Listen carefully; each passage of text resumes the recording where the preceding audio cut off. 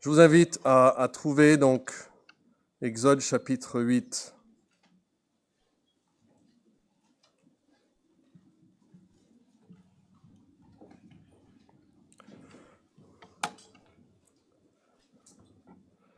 Et nous allons lire bientôt le verset 16. Exode 8 et verset 16. L'Éternel dit à Moïse, « Lève-toi de bon matin et présente-toi devant Pharaon. Il sortira pour aller près de l'eau. Tu lui diras, ainsi parle l'Éternel, laisse aller mon peuple, afin qu'il me serve. » C'est ainsi que commence le récit du quatrième fléau, ou quatrième plaie, ou malheur, que Dieu envoie sur Égypte. Il y en a combien en tout? Vous savez qu'il y en a 10, comme il y aura plus tard 10 commandements. Et ces 10 plaies occupent plus de 6 chapitres dans nos Bibles. Ça, c'est même sans parler après de la Pâque, qui est un peu la célébration de la 10e plaie. Mais j'ai vérifié et j'ai vu qu'il y a 21 livres dans la Bible qui ont 6 chapitres ou moins. Donc c'est une grosse partie de notre Bible est consacrée à ces 10 plaies. Et nous avons vu tout à l'heure que toute écriture est inspirée au soufflet de Dieu et utile, n'est-ce pas? Utile pour enseigner, pour convaincre, pour corriger et pour instruire dans la justice. Donc il y a certainement dans ces récits une instruction, une utilité pour nous. Ce sera peut-être la dernière fois ici sur Terre que vous entendrez des sermons sur ces fléaux. C'est la première fois en tout cas que j'y prêche moi-même. Donc je vous encourage à donner toute notre attention. Nous avons vu que les 10 plaies se divisent assez naturellement en 3 groupes de 3, ou 3 cycles si vous voulez, suivis après par une plaie finale, la dernière, la grande, qui sera célébrée après chaque année dans l'histoire, qui est célébrée encore aujourd'hui par les Juifs.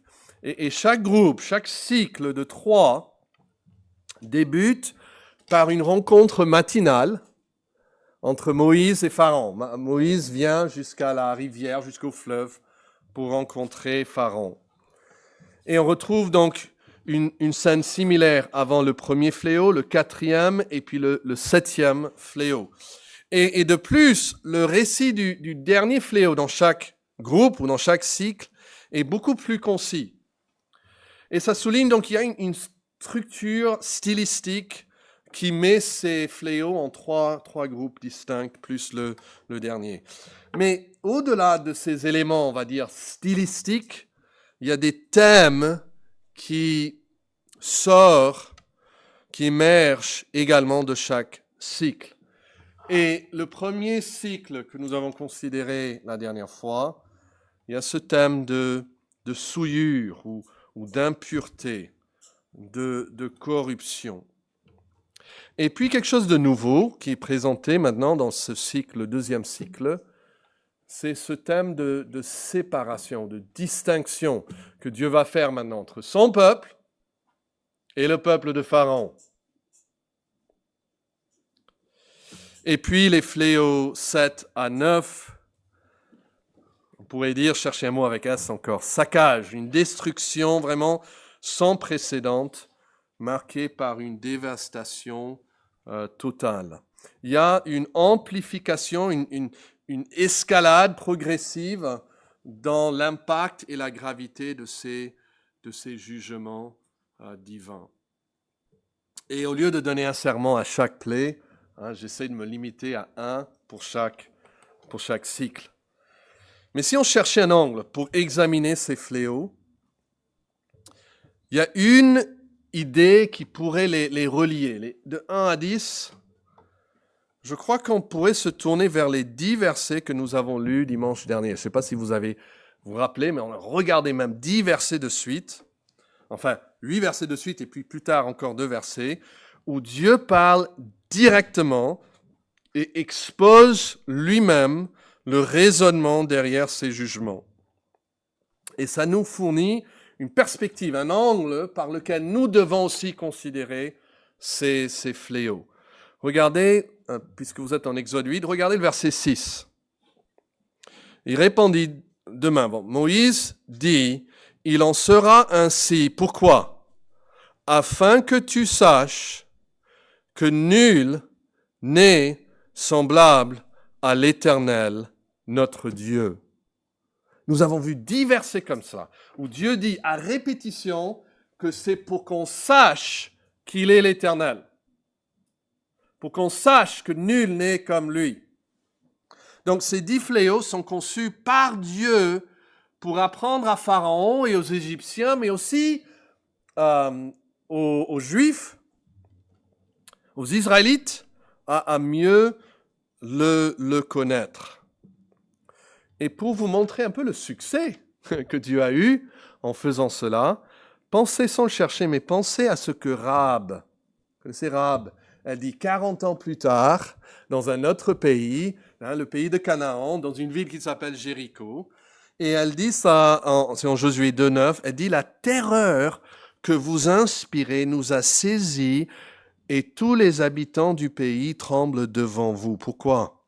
Parce qu'ils avaient entendu ce que Dieu avait fait.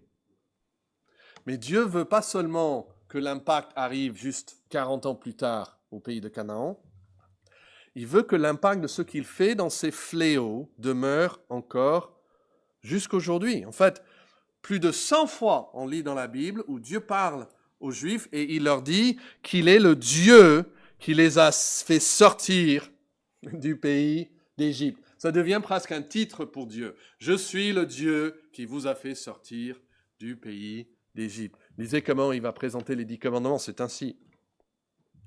Donc la sortie du pays d'Égypte demeure le plus grand événement de tout l'Ancien Testament.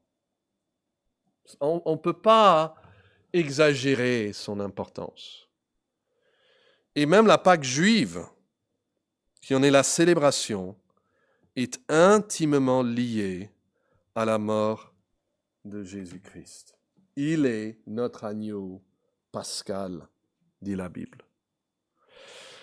Donc, j'espère que ça vous convainc que ce n'est pas juste un texte perdu un peu dans la Bible, mais un événement central auquel nous devons prêter notre attention. Donc, faisons d'abord un survol de ce deuxième cycle de plaies pour tirer plusieurs enseignements. Nous allons appeler ça 3 démonstrations de plus de la puissance de Dieu. Et pourquoi je dis la puissance de Dieu ? Parce que j'aimerais vous montrer là, chapitre 8, verset 15, dans la plupart de nos Bibles. Alors, il y a quelques traductions françaises, et si vous avez une traduction anglaise, je crois qu'il faut ajouter 4 pour trouver la bonne référence. Mais juste après le 3e fléau, regardez, Exode 8, verset 15, les magiciens dirent à Pharaon quoi ? Qu'est-ce qu'il lui dit ? C'est le doigt de Dieu. Vous voyez qu'ils admettent quelque chose ici. C'est le doigt d'Élohim, de Dieu. Il y a une seule autre occurrence que j'ai pu trouver de cette expression utilisée dans la Bible, c'est en Exode 31, verset 11. On le voit aussi Deutéronome 9, verset 10, mais ça parle de la même chose, où il est dit que l'Éternel a donné les 2 tables de témoignage, tables de pierre, écrites du doigt de Dieu. Là, on est en référence au droit de Dieu. Alors, c'est quoi le droit de Dieu ici ? C'est pas que Dieu a un corps avec 10 doigts comme nous, mais Dieu agit généralement par ce qu'on appelle sa providence, par le biais de sa providence qui soutient toute chose et dirige aussi toute ces créatures et toutes leurs actions. Et Dieu dirige donc de manière invisible et secrète. Pensez au livre d'Esther. Vous savez, il n'y a aucun miracle qui nous est donné dans le livre d'Esther. C'est juste une série d'événements interconnectés qui semblent se produire naturellement ou même au hasard. Ils vont même jeter le dé. Purim veut dire le jet du dé. Et pourtant, chaque événement, chaque détail est orchestré par Dieu. C'est comme ça que Dieu aussi, il dirige nos vies à nous. Nous devons avoir confiance que Dieu dirige nos vies grâce à sa providence. Ceci dit, dans le cas mentionné ici, en Exode 8, enfin toutes les plaies, il s'agit d'une intervention divine, directe et immédiate. Donc, Dieu n'utilise aucun agent intermédiaire. Il le fait lui-même. C'est son propre doigt, c'est sa propre main qui agit directement. C'est lui qui agit personnellement de manière évidente. Et même les magiciens, vous voyez ça, même les magiciens païens sont contraints de reconnaître la puissance de Dieu et de rendre gloire à son autorité et à sa force. Et donc, les plaies sont là, ils ont raison. C'est le droit de Dieu. C'est une démonstration, la puissance directe de Dieu. Alors, quelles sont donc ces 3 démonstrations de la puissance de Dieu dans ce 10e cycle? Le 4e fléau, qui nous est raconté du chapitre 8, verset 16 jusqu'au verset 28, c'est l'attaque des mouches. Pharaon, ici, a refusé encore de rendre gloire à Dieu en libérant les Israélites. Et rappelons-nous que Pharaon est l'homme le plus puissant du monde à l'époque. C'est pas n'importe qui. Et Moïse n'est qu'un vieux berger. Et encore pire, le Dieu que ce vieux berger représente n'est pas le Dieu d'une puissante nation, mais il est simplement le Dieu d'un peuple qui n'a pas pu se délivrer de l'esclavage depuis 400 ans. Ce n'est pas un CV impressionnant. Et donc, Pharaon le rejette. Et quel est l'effet de sa désobéissance? Eh bien, en réponse, Dieu fait exactement ce qu'il avait dit qu'il ferait. Il tient toujours sa parole. Le verset 17 utilise même un jeu de mots pour dire que si Pharaon ne renvoyait pas les Israélites, alors Dieu enverrait les mouches. C'est traduit en français « laisse aller », mais le mot hébreu, c'est plus fort. Il doit les envoyer. Et si Pharaon ne s'occupe pas de les envoyer, Dieu va lui envoyer quelque chose. Des mouches. Et le mot traduit « mouche venimeuse » dans la NEG, c'est un mot général en fait qui pourrait décrire plusieurs sortes de bestioles. Donc, dans d'autres traductions françaises, nous avons des mouches piquantes. La Bible a noté les scarabées. Et ça pourrait être la bonne traduction. En fait, il y avait un dieu égyptien qui ressemble à un scarabée, il s'appelle Khépri. Il est représenté soit par un scarabée ou un homme qui a la tête de scarabée. Il est associé au dieu Ré, au dieu du soleil. Et ce scarabée, il roulait sa boule dans la terre, en fait, dans les excréments des vaches. C'est rien de propre ni de beau, mais il roule là pour laisser ses œufs. Et eux, ils imaginaient ça comme le déplacement du soleil dans le ciel, et ça symbolisait le renouvellement constant et la force créatrice de la vie. Voilà, donc ils adoraient ce bestiole. En tout cas, ce que nous savons, c'est que Dieu nous dit dans le psaume 78 qu'il envoya contre eux des mouches venimeuses, et nous avons cette phrase-là, qui les dévorèrent. Quelque part, ça les piquait.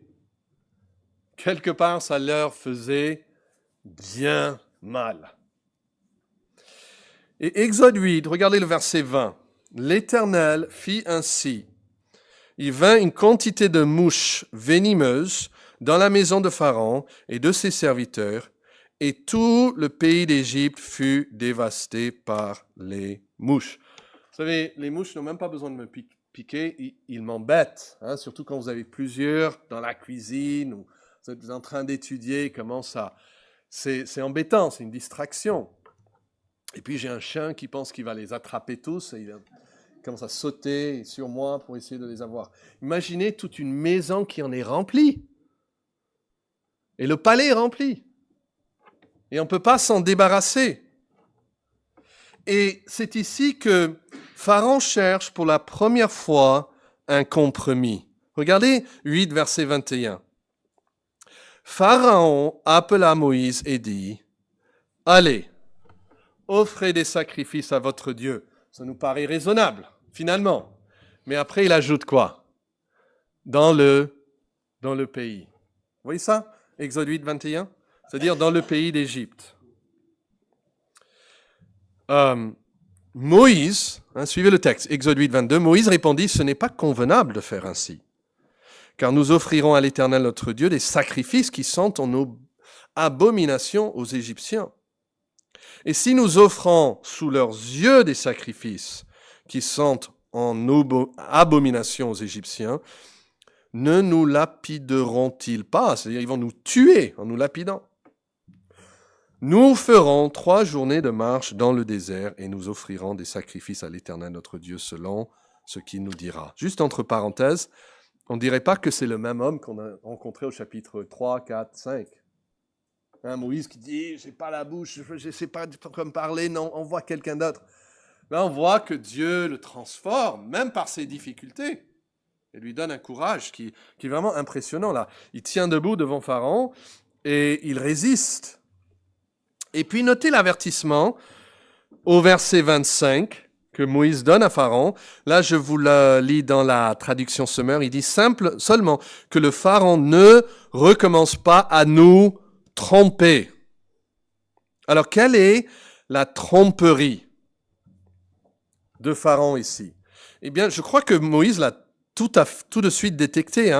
Quand Pharaon lui dit « offre des sacrifices dans le pays », c'est-à-dire en Égypte, Moïse réalise que s'ils font ça, les Égyptiens vont eux-mêmes les tuer en les lapidant. Alors, vous savez que ces choses arrivent encore de nos jours. Voici par exemple le titre d'un article que j'ai trouvé sur Internet. En Inde, des attaques contre les minorités au nom de la vache sacrée. J'ai aussi trouvé un article qui disait qu'entre 2010 et 2017, ils avaient fait des recherches, au moins 63 lynchages provoquant 28 morts liés à ce qu'ils appellent le terrorisme de la vache ont été recensés.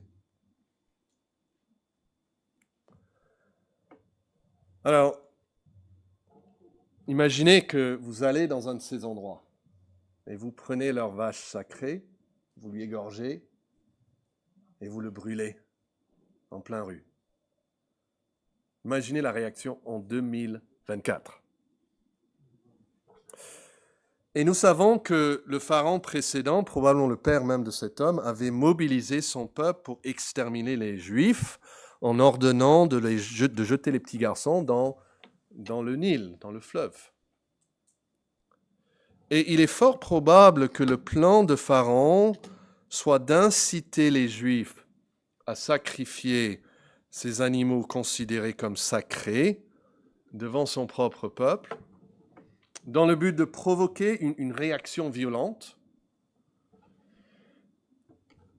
Et parce que vous savez, plus tard, les Égyptiens vont leur donner même leur argent.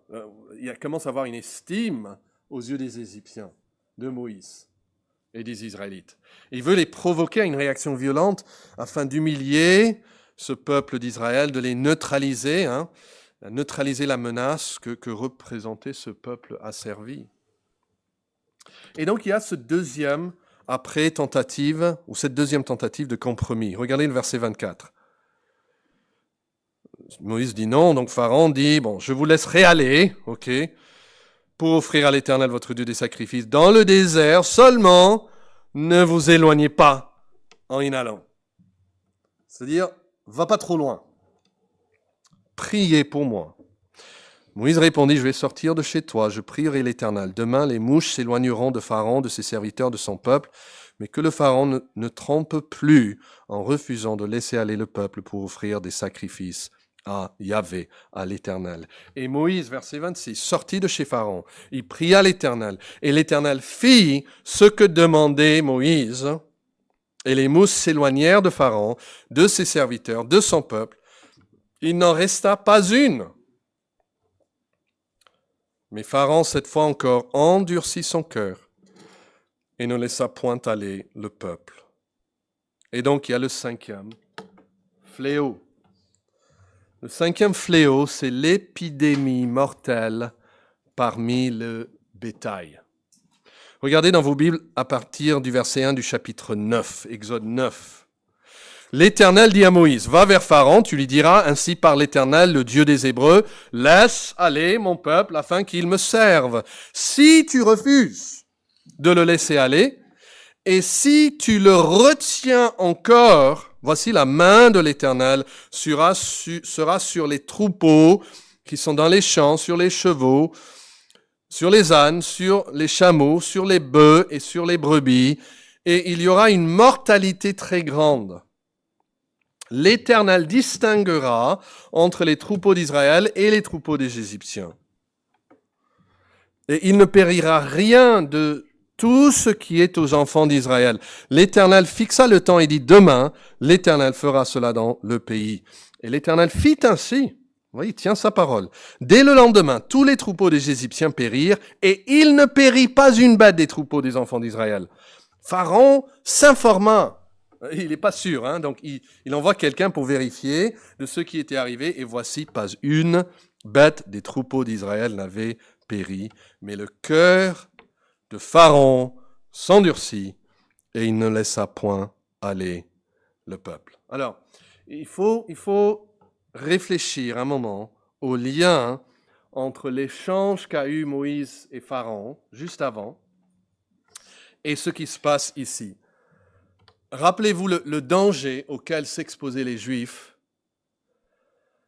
en offrant des sacrifices d'animaux dans le pays d'Égypte, en raison de la vénération, en fait, pour que le peuple portait pour tant d'animaux, en fait. La plupart de leurs dieux, en fait, étaient représentés par des animaux. Et surtout, il y avait le veau. En effet, après 400 ans passés en Égypte, de nombreux Juifs avaient adopté en partie cette vénération pour des animaux sacrés. Vous vous souvenez de ce qui s'est produit plus tard, en Exode 32, lorsque le peuple, ils abandonnent Moïse, pensent qu'il est parti, ils prennent un tas d'or, ils font une statue, et c'est une statue de quoi? Dans la forme d'un veau, d'un animal. Et il proclame, voici ton Dieu. C'était tout naturel pour eux, en fait, que s'ils vont faire une idole, ça prenne la forme d'un animal, d'un veau en particulier. Et donc, remarquez l'ironie divine dans toute sa splendeur ici. Ce peuple voue une telle adoration à son bétail qu'il serait prêt à lapider quiconque oserait le sacrifier. Et pourtant, dans un acte divin et souverain, le droit de Dieu anéantit leur bétail et leur veau sacré et les laisse totalement impuissants. Ils ne peuvent rien faire contre Dieu. Alors qui est véritablement le plus puissant en Égypte? Est-ce que c'est le bétail divinisé par les Égyptiens? Ou est-ce que c'est le Dieu Yahvé l'Éternel? Vous voyez sa force? Mais notez là, à la fin du verset 7, Exode 9, « Mais le cœur de Pharaon s'endurcit, il ne laissa point aller le peuple. » Donc Dieu va montrer encore et de nouveau sa puissance. Et nous arrivons ici au 6e fléau. Ce sont des ulcères sur les hommes et les animaux. Exode 9, 8. L'Éternel dit à Moïse et à Aaron, remplissez vos mains de cendres de fournaise. C'est traduit dans d'autres traductions françaises, les fourneaux. Il y a probablement ici une rétribution poétique. Ces fourneaux étaient probablement ce que les Israélites utilisaient pour fabriquer des briques. Vous vous rappelez ? C'était des esclaves. Ils devaient eux-mêmes fabriquer des briques et des briques et des briques, par des milliers, par des millions. Et ils étaient battus s'ils ne faisaient pas assez vite. Ils travaillaient là. C'était là, si vous voulez, l'épicentre de leur esclavage. C'était le symbole, ces fourneaux, de leur esclavage. Et Moïse va se déplacer jusqu'à ces fourneaux. Il va prendre du cendre de cette fournaise et il va jeter ça vers le ciel. Comme il a pris l'eau du Nil, où ils avaient jeté les bébés israélites. Là, il prend la cendre et le jette dans le ciel, sous les yeux de Pharaon. Elle deviendra une poussière qui couvrira tout le pays d'Égypte, et elle produira dans tout le pays d'Égypte, sur les hommes, sur les animaux, des ulcères formés par une éruption de pustules. Ils prirent donc de la cendre de fournaise, et se présentèrent devant Pharaon. Moïse la jeta dans le ciel, et elle produisit sur les hommes, sur les animaux, des ulcères formés par une éruption de pustules. Voici la première fois que Dieu attaque directement le corps de ces Égyptiens. Et nous voyons une intensification encore de ce que Dieu fait. Et notez l'humiliation totale des magiciens de Pharaon, verset 11. Les magiciens ne purent paraître devant Moïse à cause des ulcères. C'est presque rigolo, car les ulcères étaient sur les magiciens comme sur tous les Égyptiens. Ils étaient même incapables de se présenter. Et en fait, c'est la dernière fois que nous rencontrerons ces magiciens. Ils disparaissent totalement de l'histoire. On ne sait pas s'ils ne souhaitaient plus avoir affaire avec Moïse ou s'ils sont restés dans cet état, mais ils ont déjà admis que c'était le droit de Dieu. Mais le verset 12 dit, « L'Éternel endurcit le cœur de Pharaon, et Pharaon n'écouta point Moïse et Aaron, selon ce que l'Éternel avait dit à Moïse. » Alors, Dieu avait déjà dit à Moïse qu'il allait endurcir le cœur de Pharaon, mais voici la première fois que nous lisons qu'il le fait. C'est maintenant, à la fin de ce deuxième cycle, que Dieu intervient dans le cœur même de Pharaon pour le pousser encore vers l'extrême. Vous dites, est-ce que Dieu peut faire ça? Oui. Est-ce que Dieu fait ça encore? Oui. C'est ce qui est décrit même en Romains chapitre 1, verset 28. Des gens qui ne se soucient pas de connaître Dieu, Dieu les livre à leur sens pervers pour faire ce qui ne convient pas. Dieu, 3 fois il dit que Dieu les livre, un sens réprouvé, ce sens pervers même, pour faire ce qu'avant ils n'auraient jamais fait. C'est comme si Dieu, dans un sens, il tient Pharaon debout par une main et il le frappe avec l'autre. Il ne veut pas qu'il abandonne trop rapidement, il veut montrer toute sa gloire dans la vie de cet homme rebelle. Dieu a le droit d'endurcir le cœur du rebelle jusqu'à ce qu'il devienne complètement illogique et même manifestement insensé dans ses propos et ses actions. Dieu a le droit de faire ça. Et parfois, il le fait pour montrer l'absurdité de la rébellion. Regardez jusqu'où ça peut vous mener. Alors, pour ne citer qu'un exemple actuel, nous vivons dans une culture qui vénère la science, n'est-ce pas? C'est la science avant tout. Où Dieu a-t-il mené de tels adorateurs? Au point que nous avons collectivement accepté d'ignorer l'un des faits scientifiques les plus fondamentaux et les plus évidents, qui est le sexe biologique. Nous adorons la science et en même temps nous nions la réalité scientifique du sexe biologique que toute l'histoire de l'humanité a universellement accepté sans poser de questions. Vous pensez que ça arrive par hasard ou c'est Dieu qui livre les gens à la folie?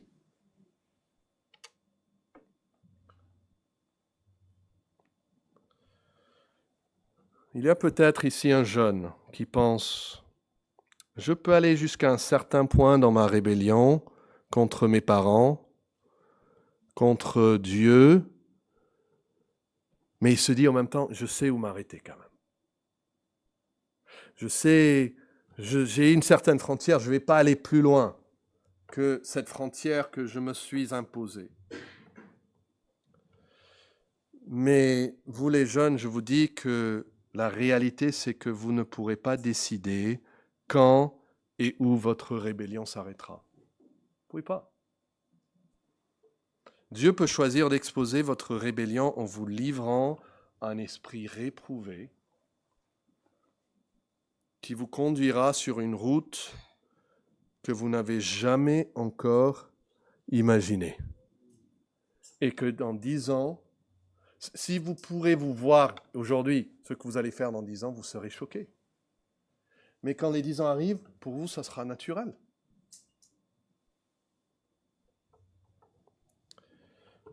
Mon papa me disait, le péché vous conduit toujours plus loin que vous ne voulez aller et vous coûte plus cher que vous ne voulez payer. Et Pharaon s'est engagé dans une voie de rébellion et là, Dieu décide de faire de lui un exemple. Et maintenant, il va le pousser jusqu'à l'absurdité. Mais il le mérite. Alors, pour clore, quels sont deux enseignements que nous pouvons tirer de ces manifestations de la puissance divine? Et le premier enseignement que je veux souligner, c'est que Dieu juge le rebelle.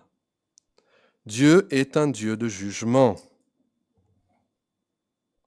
La désobéissance à Dieu ne mènera jamais au succès.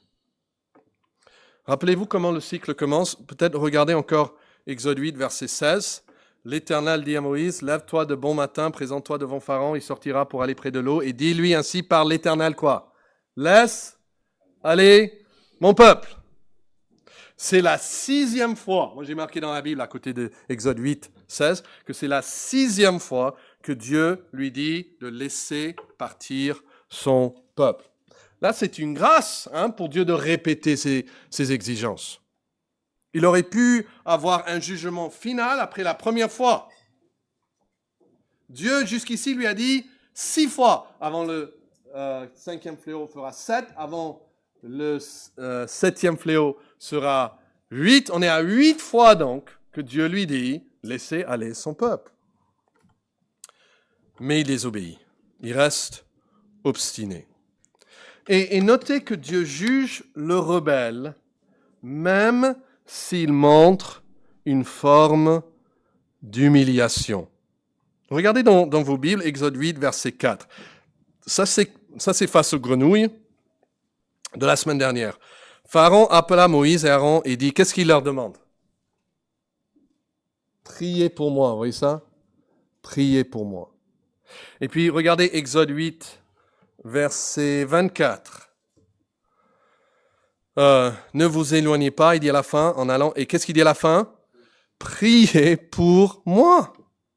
Et après, c'est ce que fait Moïse. Et Dieu répond à sa prière. Et se montre clément envers Pharaon. Et regardez après le 7e fléau, c'est la grêle. Regardez en Exode 9, verset 27.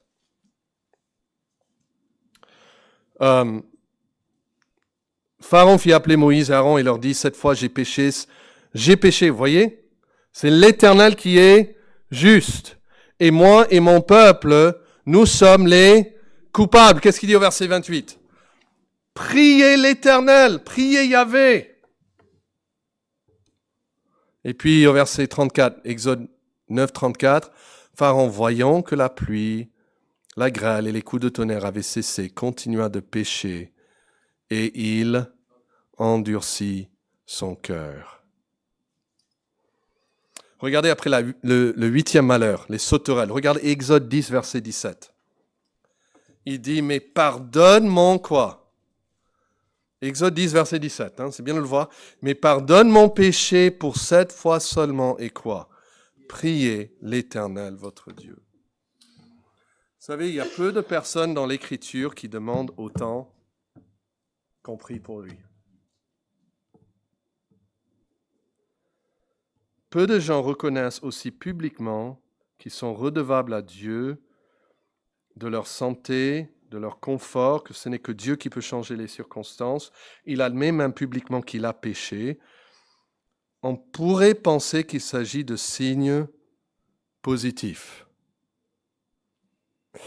Mais ce que nous découvrons, c'est que dès que la pression diminue, il n'y a plus les grenouilles, il n'y a plus les mouches, il n'y a plus le tonnerre et la grêle.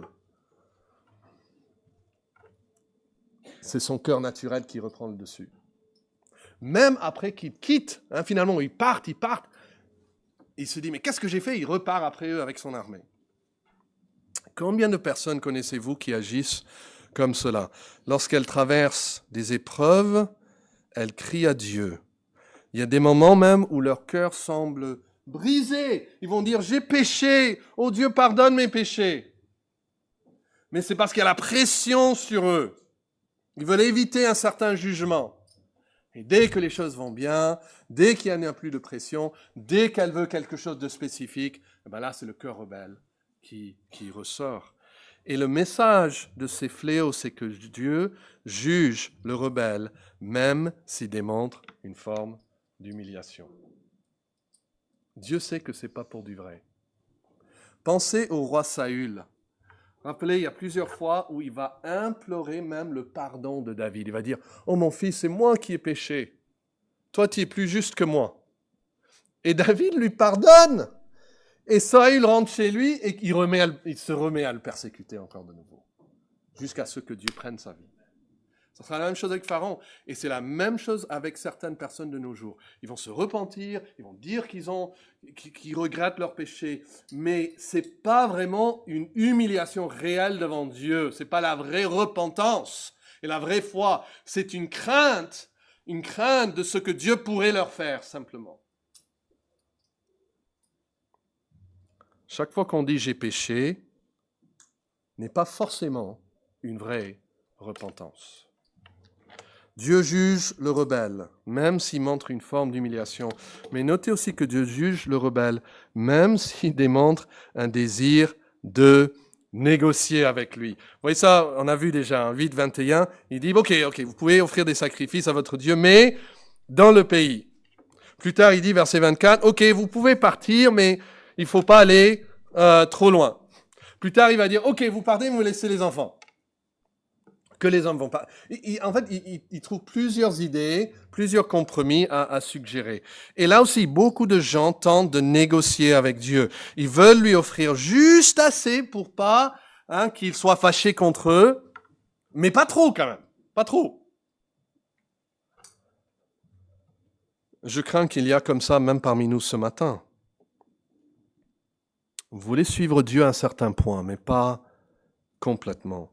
Et je dois vous dire que Jésus rejette catégoriquement ceux qui cherchent à négocier ainsi avec lui. Imaginez, quelqu'un il est dans le besoin, vous dit « Ok, vous pouvez venir chez moi, vous pouvez dormir sur le canapé du salon. » Et cette personne vous répond « Si vous ne me donnez votre meilleure chambre, je ne viendrai même pas. » Qu'est-ce que vous avez pensé de cette personne? Ben, tant pis pour toi, Mais vous savez, c'est exactement ce qui se passe avec Jésus. Jésus a dit qu'en comparaison, il faut haïr tous vos proches. Il y a des gens qui venaient après lui en foule. Jésus les arrête et il dit, « Oh, si quelqu'un vient après moi, en comparaison, il doit haïr son père, sa mère, sa femme, ses enfants, ses frères, ses sœurs. Et il doit même haïr son propre vie. Il doit prendre sa croix. Et après, vous pouvez me suivre. » Et il retourne et commence à marcher. La négociation n'est pas à confondre avec la repentance. Dieu ne va pas négocier avec un pharaon. Il ne va pas non plus négocier avec vous. Soit il est le Seigneur de tout, soit il n'est pas le Seigneur du tout. Et la rébellion apportera toujours la destruction. Le salaire du péché, c'est la mort. Combien de vies, combien de familles ont été dévastées par la désobéissance. Je dois vous dire aussi qu'il y a une voie qui semble droite à un homme. Mais la fin de ce chemin, c'est quoi? La mort. Le salaire, dit la Bible, du péché, c'est la mort. L'âme qui pêche, dit Dieu, mourra. Et puis pour clore, notez cette deuxième vérité, c'est que la grâce de Dieu sépare ceux qui lui appartiennent des rebelles. Il y a une séparation. On voit ça, on n'a pas lu ces versets, on le lira maintenant. Exode 8, verset 18. « Mais en ce jour-là, je distinguerai le pays de Gozan, où habite mon peuple. Et là, il n'y aura point de mouche, afin que tu saches que moi, l'Éternel, je suis au milieu de ce pays. J'établirai quoi? Une distinction entre mon peuple et ton peuple. » Il parle à Pharaon. Hein. Pharaon a un peuple, Dieu a un peuple. Et moi, je vais les distinguer. Regarde Exode 9, verset 4. « L'Éternel distinguera entre les troupeaux d'Israël et les troupeaux des Égyptiens. » Et verset 7 dit que Pharaon s'informa de ce qui est arrivé. Voici, pas une bête des troupeaux d'Israël n'avait péri. Ce sera la même chose avec les ténèbres.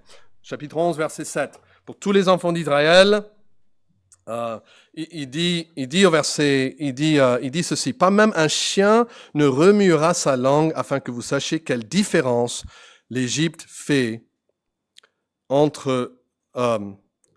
quelle différence Dieu fait, entre l'Égypte et Israël. » Plus tard, Moïse prie, c'est Exode 11, verset 7. « Mais parmi tous les enfants d'Israël, depuis les hommes jusqu'aux animaux, pas même un chien ne remuera sa langue, afin que vous sachiez quelle différence l'Éternel fait entre l'Égypte et Israël. » Pardon, j'ai confondu ces deux versets. Et le psaume 4, verset 4, utilise ce même mot. Et il dit, « Sachez que l'Éternel s'est mis à part celui qui l'aime. » Il l'a mis à part. Alors, nous n'aimons pas les distinctions. Mais Dieu crée des distinctions. Et il y a beaucoup d'enfants en Île-de-France, mais il n'y a que 5 que je nourris régulièrement, à qui je donne un lit. Et ce n'est pas méchant, je ne considère pas que ce soit méchant de ma part de favoriser ces 5 enfants. Et Dieu aussi a des enfants qu'il aime, et c'est entièrement dû à sa grâce. Plus tard en Deutéronome 7, vous pouvez chercher ou juste l'écouter, 7 verset 6, il dit « Tu seras un peuple saint pour l'Éternel ton Dieu. L'Éternel ton Dieu t'a choisi. » Vous voyez ça, il parle du peuple ici. C'est le mot pour élire, d'où vient le mot élection. L'Éternel t'a choisi pour que tu sois un peuple qui lui appartienne d'entre tous les peuples qui sont sur la face de la terre. Et Deutéronome 7, verset 7 dit ceci. « Ce n'est point parce que vous surpassez en nombre tous les peuples que l'Éternel s'est attaché à vous et qu'il vous a choisi, car vous êtes le moindre de tous les peuples. » Son peuple que Dieu a choisi était beaucoup moins que les Égyptiens. Pourquoi donc? Verset 8 dit, « Mais c'est parce que l'Éternel vous aime. » Pourquoi est-ce qu'il m'a aimé? Il dit, « C'est pas parce que vous êtes spécial, plus fort, plus grand, plus intelligent. C'est parce que je vous aime. » Pourquoi je vous aime? Parce que je vous aime. En fait, il n'y a pas de cause en nous qui suscite l'amour qui nous distingue même des autres.